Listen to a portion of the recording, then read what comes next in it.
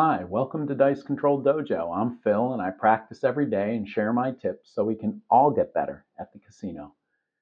Today we're 8 days to go. 8 days to the casino, almost within a week, and I'm super excited. I'm tweaking.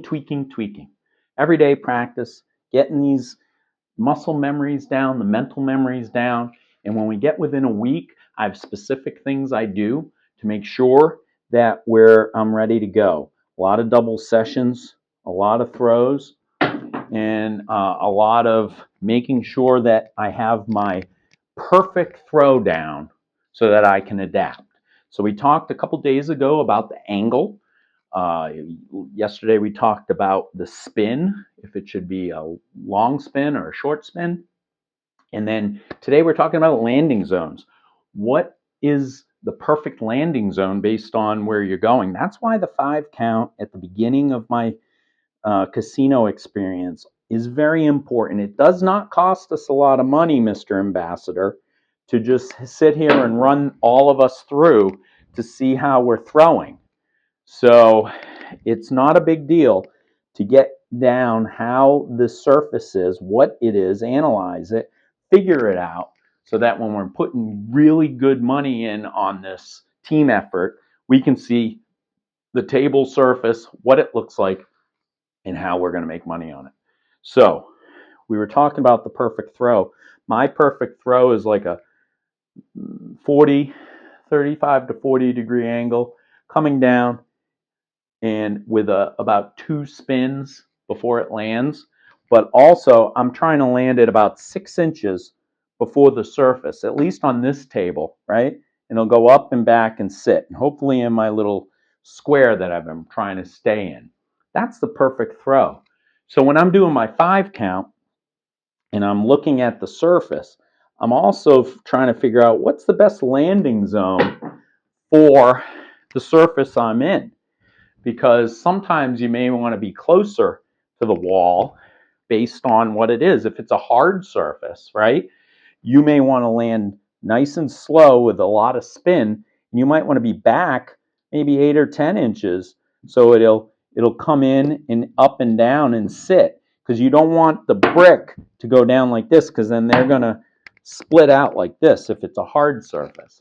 And if it's a bouncy soft surface, you definitely want to see which angle makes it best. Some of the soft tables, you got to be way back here and land, because it's going to bounce right up to the thing and then sit. You got to land it way back, like maybe even at the pass line or 12 inches back, so it'll come up and land. So you're coming in at a low angle with a knuckleball, so it just kind of comes up and hopefully doesn't bounce too much back. Or with a soft table too, you might want to come in with a dead cat, like that's maybe an inch back from here on a bouncy table, so it doesn't have an opportunity to really bounce. So it really all depends on the type of table, and you got to kind of read it and figure it out. Once again, this is advanced type stuff, and I apologize for going over this. If you're new to throwing this, don't attempt this. I'm just try and just get your throw down. That's the most important thing, of course. The perfect throw is, of course, your perfect thing. But if you want to adapt it based on how the table is, sometimes if the table's too bouncy, I'm just leaving it. I don't even want anything part of it. And we'll usually do that. But if you're stuck and you're at a local casino, or you drove a while and this is the only one you got, you may be able to adapt it. So how do you do that? How do you throw it back and forth? Well, we talked about releasing with a higher angle is based on arm speed, muscle memory, arm speed. We talked about making the spin is just the finger position, right? So I'm either going to throw it really hard with the angle at like this, so it'll do a super spin and a super angle. It's releasing on its own. But how do I get it to dead cat, to 6 inches, to 12 inches? Well, that's all based on your backswing. It's really that easy. That's why I love this this throw that I've been learning. I love it because I don't have to think. I don't have to think meat, I just throw. So all I need to do for if I want to come in at a lower angle, nice low and slow, right? If I'm at a 12-foot table and I want to dead cat it, then the angles, then I'm going to come back 2.5 inches. It's just going to be dead cat. Look, right on the dead cat. That's perfect throw, right in that corner. So that's a dead cat, hitting it right at the corner. And that's, if it's a bouncy table and you want to come in at that angle, right at a low, slow angle, right at the dead cat, that may be your best bet.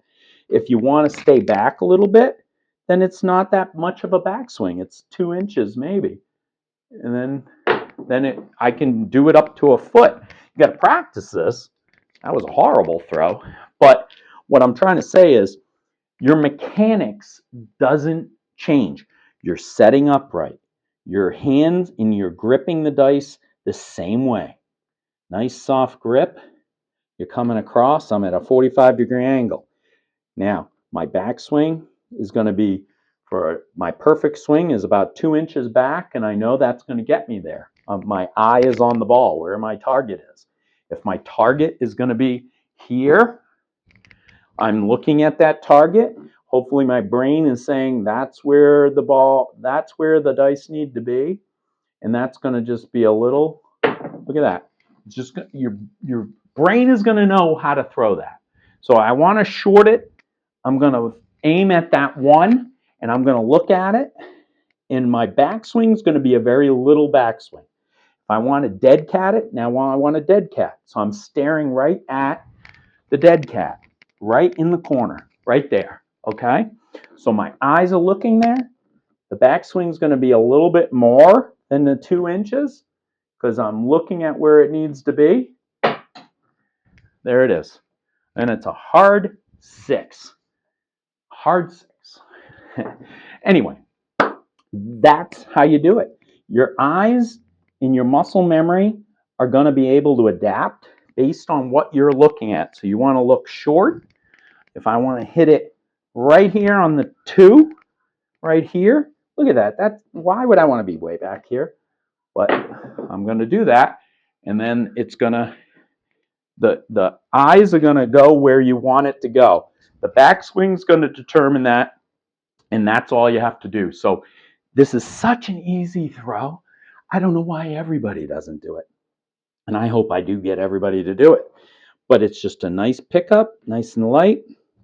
I'm looking at my target, and I'm putting it in. So you can do your perfect throw, which should be, for me, it's about 6 inches back, so it's up, down, and sits. If it's a hard surface, I want to throw it a little bit back a little bit more, so it, and with a little more spin, so it comes up and down and it doesn't hit rock hard and then flip everywhere. Or if it's a soft surface, I want to either be way back based on how bouncy it is, or I want to dead cat it so it'll hit and sit and not have to go through all the bounciness of the table. So those are your options. This is what I'm practicing. I'm zoning in, getting ready to go. And talking about this number 2 spot right here. We were in a casino in Vegas, and it had to be, this guy had to be 85, 90, maybe even 100. He's sitting at the end of the table, and he's obviously been a man that's been there for 100 years. And they were giving him all the benefits of being a person that's been at that casino for so long that they knew him. He had been there. He probably bets a ton of money, and he's likes to think of himself as a dice control thrower. And that guy, sure enough, he's throwing and he's hitting short here. And we're watching this, and I'm like, oh my God, he's not hitting the back wall. And I'm like, they're going to yell at him. And sure enough, he's so old, and he's been there for so many years. They all know him, that I heard the one guy goes, hey, he didn't hit the back wall. And the box guy goes, it's fine for him. So, of course, I'd never have that opportunity to hit it at a 2 at this chip here and not hit the back wall without getting yelled at. But that guy earned the respect. He's probably paid a lot of money to be able to have that respect. So the funny part is we all jumped on that table because if he's not going to hit the back wall, he's probably going to just roll it up there.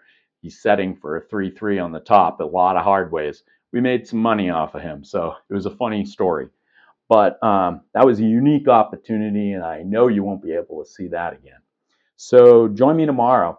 We're going to be a week out. I'm excited. I can't wait. I got to practice. So we don't talk about betting strategies, but I know that if I practice double sessions every day for a week, I'm going to throw for a long, long time.